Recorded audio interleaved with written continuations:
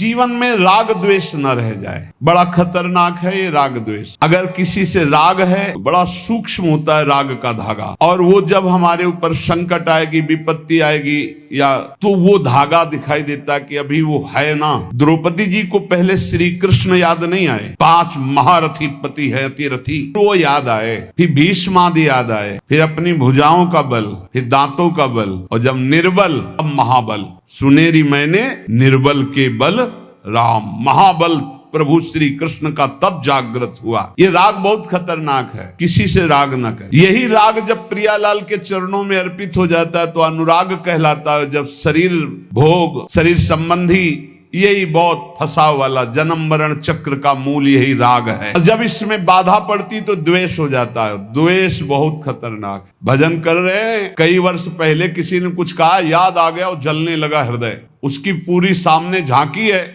भजन कर रहे हैं प्रभु का, और झांकी है उस द्वेष जिससे हुआ है, और हृदय जलने लगा।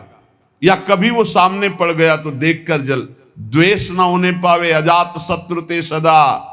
भक्त अजात शत्रु होता, एक भी पूरा सृष्टि में शत्रु ना होने पावे। तो बोले क्या भक्त से क्रोध लीला नहीं होती? क्या भक्त क्रोध नहीं करता जैसे द्वेषी पुरुष करते हैं? बोले होता है, लेकिन भक्त का द्वेष ऐसा होता है जैसे जल में रकील खींचो, कितने सेकेंड, बस जितने में खींच रहे उतने में, इसके बाद नहीं। ऐसा नहीं कि उसके चिंतन में आएगा कि वो बहुत दुष्ट है, ऐसा कभी नहीं आएगा। अगर कभी ऐसा दिखाई दे रहा है तो वैसे जल में जैसे ऐसे, बस ऐसे किया, खत्म। और संसारी पुरुष का द्वेष कैसा होता है?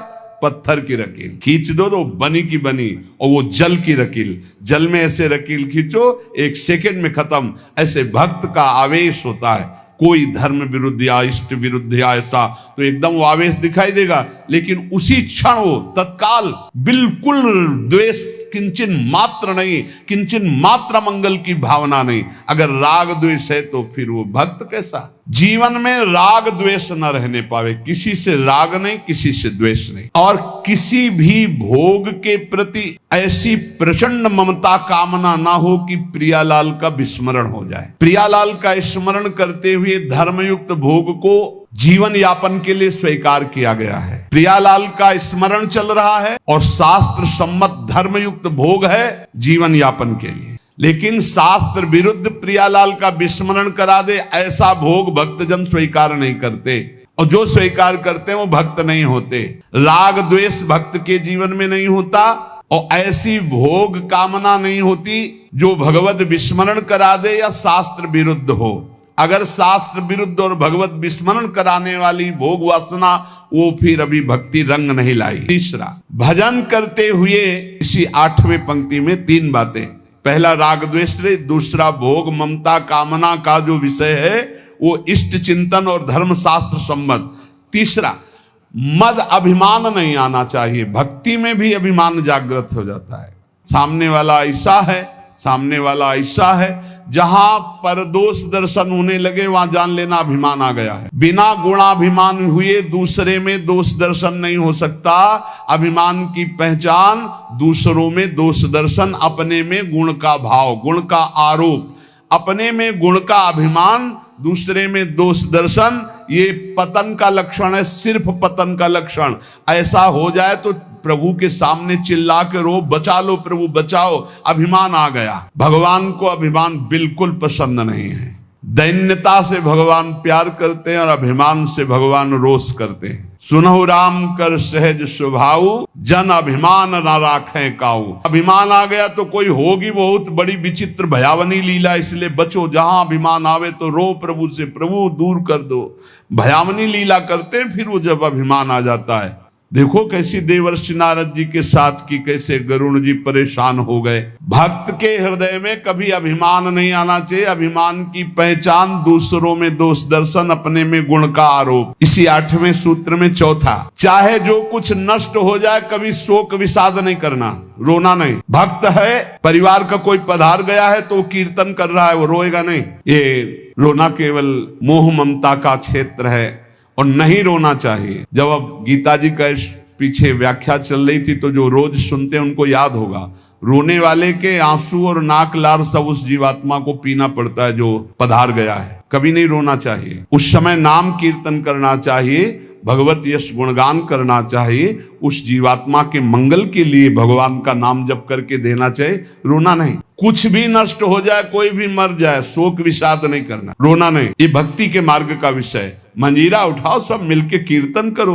और भगवान का यश गान करते हुए उनकी अंतिम यात्रा।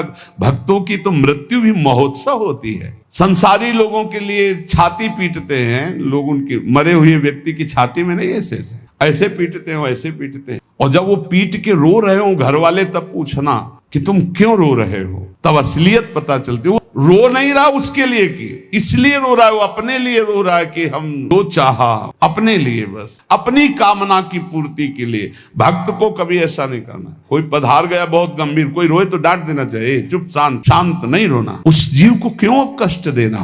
अब तो नाम कीर्तन, मान लो 50 लोग आए, 50 लोग नाम कीर्तन करो, फिर उसको भगवान के मार्ग में अग्रसर हो, आगे जहां जीवात्मा जाए उसका अच्छी जगह जन्म हो, उत्तम कुलवान भक्तवानों के घर में जन्म हो, भगवत प्राप्ति हो जाए उसको। ऐसे नाम कीर्तन करके उसको प्रदान करो, तब तो बढ़िया बन जाएगा।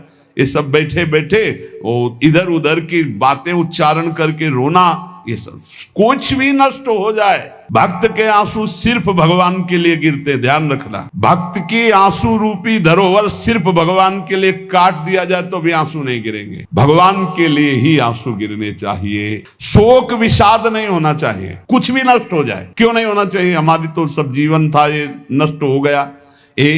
जिसने एक क्षण में अनंत ब्रह्मांडों का सृजन कर दिया, वो मेरा स्वामी है। वो चाहेगा तो हर व्यवस्था हो जाएगी, हर व्यवस्था। और हम आपसे सच्ची कहते हैं, भक्त का जो कुछ नष्ट होता है अच्छा होने के लिए होता है, पक्का समझना। नामदेव जी की कुटिया में आग लगी तो सब अच्छा ही अच्छा हो गया, नहीं हुआ। कहीं भी कुछ भी भक्त का अगर कहीं भी कुछ भी हानि होगी, तुम निष्ठा से रहना, सब बढ़िया ही होगा। आप देख लेना, परिणाम में देख लेना। शोक किस बात का। कोई नई व्यवस्था किया है मालिक ने, इसीलिए पुराने को आग लगवा दी है, या पुराना नष्ट हो गया, कोई नई व्यवस्था की। भगवान की ताकत नहीं कि वो अमंगल कर दे। किसी ने कहा हमारा मन भगवान में ना लगा हो और हम फिर भोग लगाएं, सेवा करें तो भगवान स्वीकार कर लेंगे।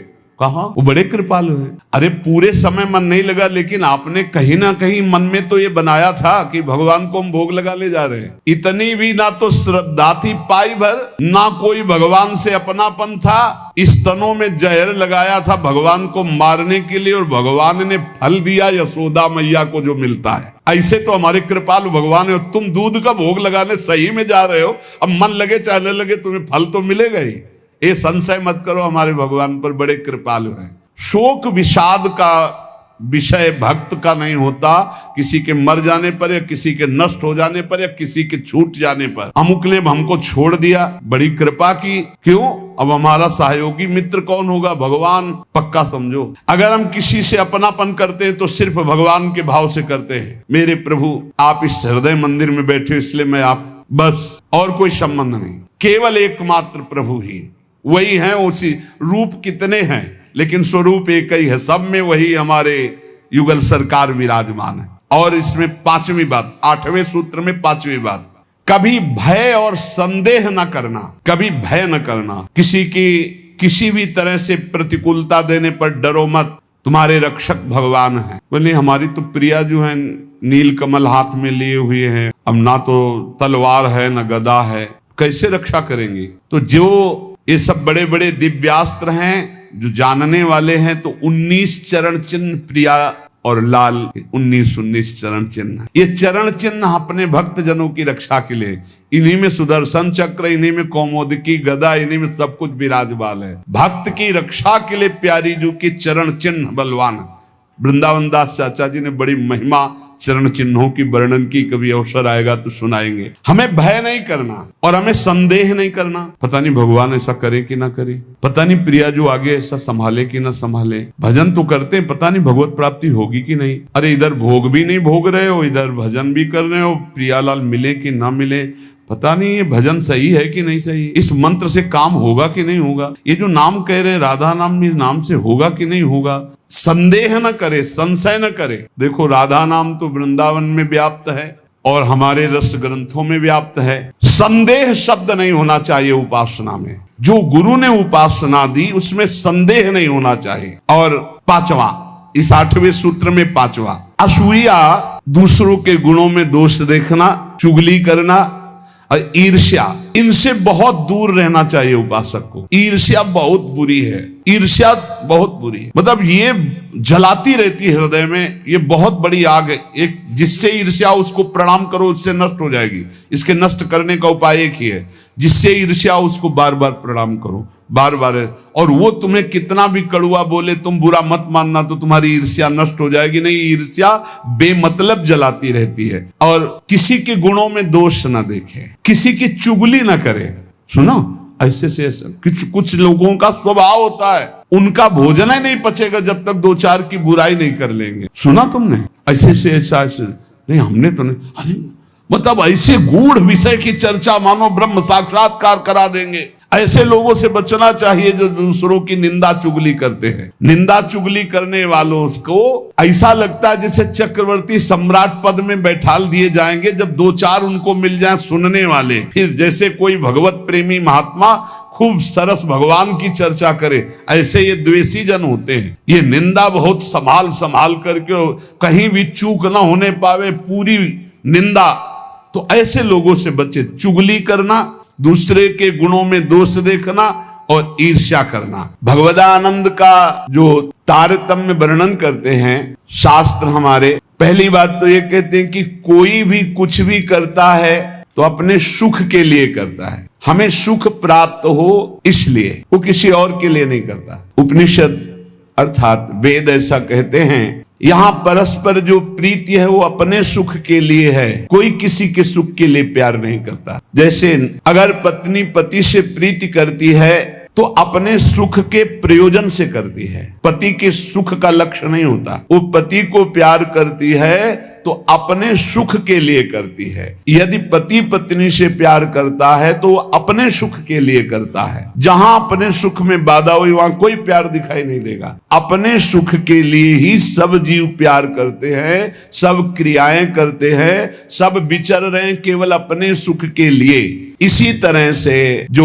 पुत्र वित्त जो भी सुख है वो अपने सुख के लिए। हमें सुख मिलता है इसलिए हमें पुत्र प्रिय है, पुत्री प्रिय है, धन प्रिय है, मकान प्रिय है, हमें सुख मिलता है। जिस दिन हमें सुख मिलना बंद हो गया, हमारा प्यार कहीं नहीं रह जाएगा। अब ये सुख का तारतम्य देखना है कि वास्तविक क्या इनमें सुख है। देखो यहां कह रहे हैं पति प्रिय नहीं है, पति से कामना की पूर्ति होती इसलिए प्रिय है। ऐसे कितने उदाहरण हैं, पुत्र के लिए, पत्नी के लिए, माता पिता के लिए, अलग अलग संबंधों में। हमारा शास्त्र कहता है हम केवल सुख से प्यार करते हैं, सुख से, अपने सुख से। अगर हमको दुख का संबंध दिखाई देने लगे तो सब संबंध छोड़ दें। और सुख है नहीं, केवल सुख की छाया में फंसा करके ये माया हमें बांधे हुए है। जिसे तुम सुख समझते हो ये सुख नहीं, सुख की छाया है, समझ पड़ती नहीं, ये गिरधर की माया है। जैसे किसी व्यक्ति की छाया को पकड़ने चलो कभी पकड़ में नहीं आएगा, क्योंकि वो व्यक्ति की छाया है। तो ये सुख की छाया सी दिखाई देती मृत्यु लोक में या ब्रह्मा के द्वारा रचे हुए अन्य लोकों में। सुख तो सुख सिंधु भगवान के नाम रूप लीला धाम में है। इस सुख का तारतम्य वर्णन करते हुए कहते हैं कि सबसे बड़ा सुख सीकर कहते हैं। एक बूंद जैसे ऐसे मारो, उसमें जो छोटे कण निकलते हैं उसे सीकर कहते हैं। आनंद समुद्र भगवान के एक बिंदु के, एक सीकर के सुख से पूरा त्रिभुवन सुपास, पूरा त्रिभुवन सुखी हो रहा है। जो सुख का आभास भी मिल रहा है वो सच्चिदानंद भगवान है, इसलिए सुख का आभास मिल रहा है। शास्त्र कहता है यदि आनंद की प्राप्ति करनी तो वेद कहता है आनंद से ही हमारी उत्पत्ति हुई है। हम आनंद सिंधु भगवान के अंश हैं, इसलिए आनंद ब्रह्म है, उसी आनंद ब्रह्म से हमारी उत्पत्ति हुई, अर्थात हम उसके अंश हैं। हमारा स्वरूप भी आनंद स्वरूप ही है और आनंद की ही हम खोज कर रहे हैं।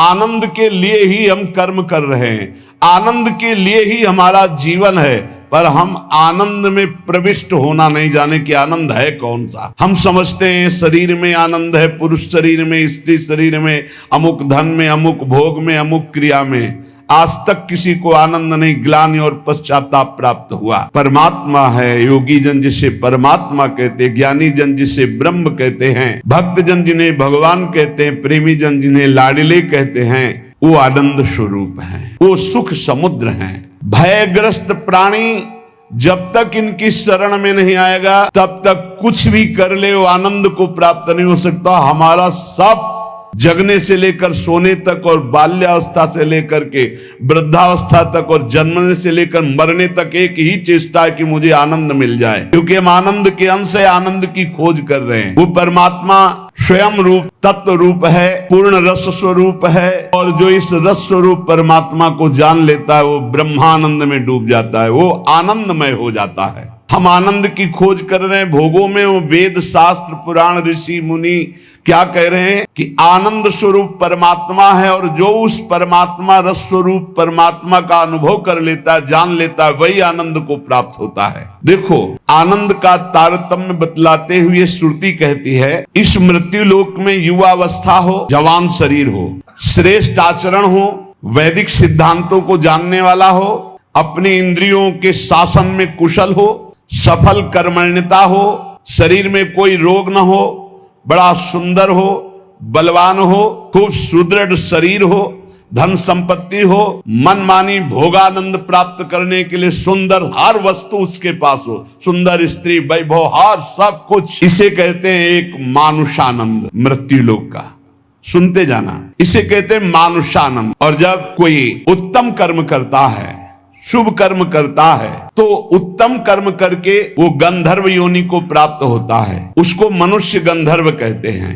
इस मनुष्य गंधर्व को मानुषानंद से 100 गुना बढ़कर आनंद प्राप्त होता है। मानुषानंद समझा, वैदिक सिद्धांत को जानने वाला, युवावस्था, सुंदर शरीर, रोग रहित और अपार धन संपत्ति, सुंदरियां, सब सुख मृत्यु लोक का। कोई सुख ऐसा नहीं कि इसके पास ना हो, उसे कहते हैं मानुषानंद। उस मानुषानंद से उत्तम कर्म करके जो गंधर्व योनि को प्राप्त हुआ उसे मनुष्य गंधर्व कहते हैं। उस मानुष गंधर्व को मानुषानंद से 100 गुना बढ़कर सुख मिलता है, मानुष गंधर्व को। और उस मनुष्य गंधर्व के आनंद से 100 गुना बढ़कर के देव गंधर्व, जो देवता गंधर्व रूप में ये साधन करके गंधर्व बना, 100 गुना मानुषानंद से बढ़कर।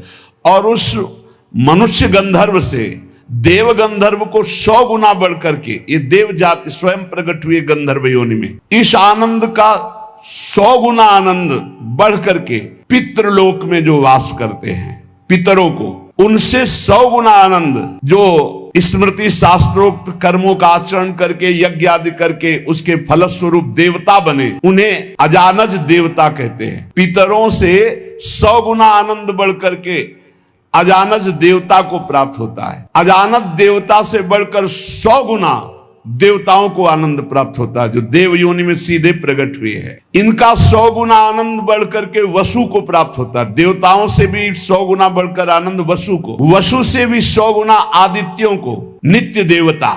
इनसे आदित्यों से 100 गुना बढ़कर के आनंद इंद्र का। देखो कितना तारतम्य है आनंद का। और इंद्र के आनंद से 100 गुना आनंद बढ़कर के बृहस्पति जी का, बृहस्पति जी के आनंद से 100 गुना आनंद बढ़कर के प्रजापतियों का, दक्ष प्रजापति आदि। ऐसे प्रजापतियों के 100 गुना आनंद बढ़कर के परमेष्ठी पद, ब्रह्मा के पद में। और जिनको ब्रह्मलोक तक कहीं आसक्ति नहीं है, ऐसे जो ब्रह्मनिष्ठ श्रोत्री महापुरुष हैं, उनके उस अखंडानंद का तो वर्णन ही नहीं किया जा सकता, जिसे मोक्ष सुख कहते हैं। इस प्रकार सर्वोपरि हुआ ब्रह्मानंद, जो ब्रह्म सुख परमेष्ठी पद है, उससे भी कई गुना बढ़ करके ब्रह्मानंद है। सर्वोपरि आया ब्रह्मानंद। अब कह रहे हैं, ध्यान से सुनना, परार्ध कहते हैं 1 के ऊपर 17 शून्य लगावे, 1 लिखे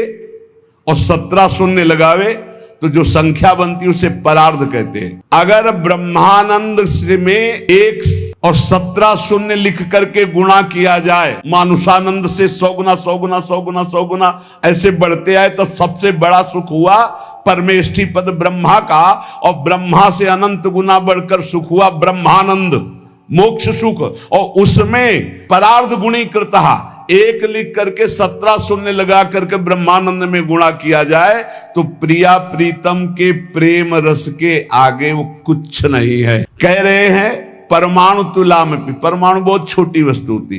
प्रिया प्रीतम के प्रेम भक्ति के आगे जो सुख मिलता है, उस सुख के आगे ब्रह्मानंद में एक लिखकर 17 शून्य लगाकर परार्ध का गुणा किया जाए तो जो संख्या आएगी वो प्रेम रस के आगे कुछ नहीं, परमाणु के समान भी नहीं। इतना अपार सुख प्रिया प्रीतम के प्रेम में है। हम प्रिया प्रीतम के प्रेम के उपासक मानुषानंद में ही फेल हो रहे हैं। गंधर्वानंद, अजानज देवता, देवता वसु, आदित्य, फिर देवराज इंद्र, बृहस्पति, प्रजापति, ब्रह्मा का सुख, और फिर ब्रह्मानंद, और फिर ब्रह्मानंद से भी परार्ध गुणीकृता। ये प्रिया प्रीतम का प्रेम वो परमाणु तुल्य भी नहीं है। ऐसे प्रिया प्रीतम के भजन के लिए, प्रेम के लिए हम मानुष सुख में अपना भजन छोड़ देते हैं। हमारी क्या स्थिति है? इसलिए उपासक को चाहिए लाडली जी की उपासना में अपना अस्तित्व मिटाना होता है। जिसे ब्रह्मानंद की भी चाह का त्याग हो जाता है, वो प्रिया प्रेम को प्राप्त होता है। इसलिए उपासक को चाहिए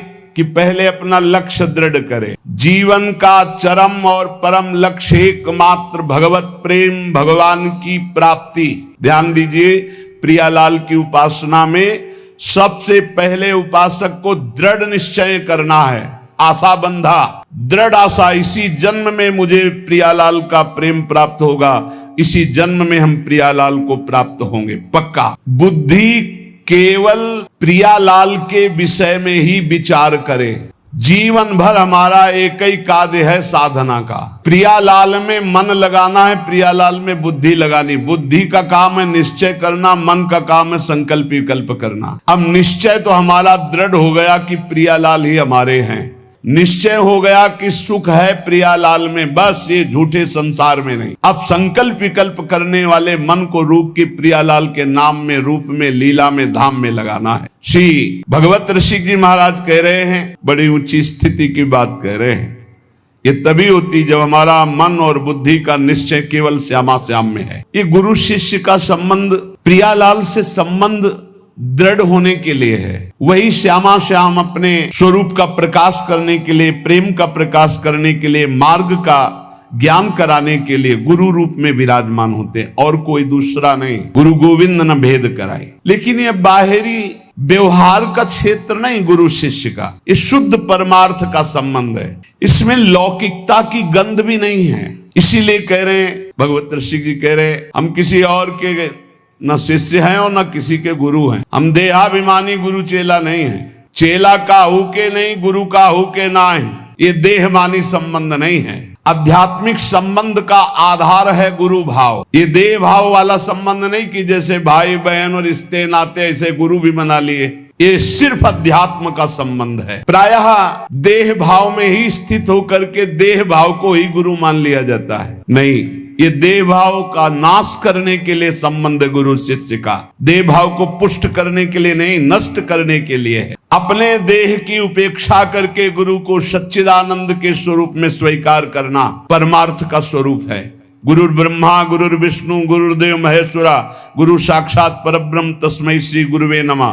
तो गुरु का देह मंदिर है, उसके अंदर बैठा हुआ जो परमात्म तत्व वही गुरुदेव है। वही परमात्म तत्व कौन है? श्यामा श्याम। लौकिक मान्यता में मारे घूम रहे हैं। भगवत ऋषि जी कहते, ना हम गुरु हैं और ना देहाभिमानी, हम चेला स्वीकार करते हैं। रात दिन अपनी प्यारे जू की सेवा में रहते हैं। अगर पलक भर की ओट हो जाए तो कहाँ है भगवत रसिक, कहाँ है भगवत रसिक, भगवत भगवत अकुलाकर पुकारने लगते हैं। हमारे बिना वो केल ही नहीं कर। आज जो है संसार में यही फैल रहा है। जैसे और संबंध ऐसे गुरु संबंध बना लिए। गुरु संबंध केवल अध्यात्म के लिए, भगवत प्राप्ति के लिए, ऐसा नहीं। अंधे का हाथ पकड़कर चलने वाला अंधा दोनों कुएं में गिरते, दोनों मार्ग भटक जाते हैं। हमारा गुरु संबंध केवल अध्यात्म के लिए, अध्यात्म भगवत प्राप्ति श्यामा श्याम के लिए। और वहीं देह भाव का विस्मरण करने का सौभाग्य मिलता है गुरु चरणों में। जब उनकी आज्ञा में हम रहते हैं तो हमारा अहम नष्ट हो जाता है। पर किनकी आज्ञा में? जो देह मानी नहीं, जो स्वरूप बोध प्राप्त है, जो शब्द ब्रह्म पार ब्रह्म के अनुभूत महापुरुष हैं, जो प्रियालाल के अनुरागी जन हैं, वो प्रियालाल और उनमें किंचन मात्र भेद नहीं है। इसीलिए हम शिष्य श्यामा श्याम के और गुरु हम श्यामा श्याम।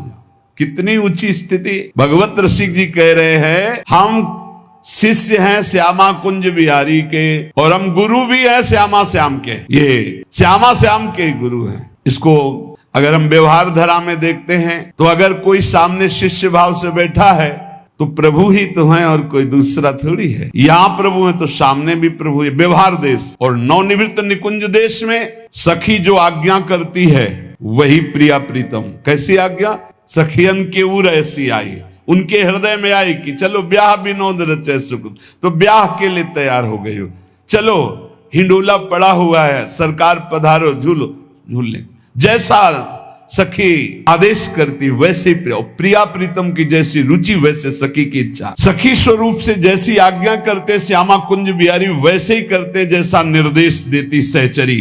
इसीलिए कह रहे हैं गुरु हम श्यामा श्याम के। हम शिष्य हैं श्यामा श्याम के, हम गुरु भी हैं श्यामा श्याम के। बड़ी ऊंची स्थिति। ऐसी स्थिति कैसे आई? अपना तन मन धन सब कुछ अर्पण कर दिया श्यामा श्याम के। तब समझ में आया कि गुरुदेव श्यामा श्याम गुरुदेव, दूसरा नहीं है। गुरुदेव ही श्यामा श्याम है, श्यामा श्याम ही गुरुदेव हैं। और श्यामा श्याम की जब इस प्रकार समर्पण वृत्ति आई, ये है हम गुरु श्यामा श्याम के। पहली पंक्ति में हम शिष्य श्यामा श्याम के, जोई जोई प्यारो करे सोई मोई भावे। और दूसरी पंक्ति भावे मोहि जोई सोई सोई करे प्यारे। भावे मोहि जोई सोई सोई करें प्यारे। ये है गुरु हम श्यामा श्याम के। जैसा हमें भाता वैसे हमारे प्यारे युगल सरकार करते हैं। अपने तन मन धन धाम सबका विस्मरण करके एकमात्र श्यामा कुंज विहारी में तन्मय हो जाना, यही गुरु शिष्य के संबंध का स्वरूप है। कोई भेद नहीं रहा, अभेद हो गए। यहाँ श्यामा श्याम, सामने श्यामा श्याम, आंख मूंदो तो श्यामा श्याम, आंख खोलो तो श्यामा श्याम। ऐसा प्रेम स्वरूप जब जागृत होता है तो कह रहे अब शरीर दुख में है या सुख में, शरीर अपवित्र है या पवित्र है, शरीर घर में है या वन में, कोई फर्क नहीं पड़ता। अपवित्र है या पवित्र, कोई फर्क नहीं पड़ता। ये सब प्रारंभिक बातें हैं। पवित्रता अपवित्रता। शरीर सोच में बैठा हुआ, मन लीला में डूबा हुआ है, सामने प्रिया प्रीतम विराजमान है। अब वहां पवित्रता का क्या? कैसे जालोगे इन बातों को? कह रहे ये नश्वर आसक्ति का कारण जो शरीर धर्म है, शरीर संबंध है, शरीर भोग है, इनका जो पूर्ण रूप से त्याग कर देता है वही इस स्थिति को प्राप्त होता है। अब हमारे श्यामा कुंज बिहारी प्राण धन सर्वस्व है, सर्वस्व है। वही हमारे शिष्य हैं, वही हमारे गुरु हैं, वही हमारे जीवन है, वही हमारे प्राण हैं।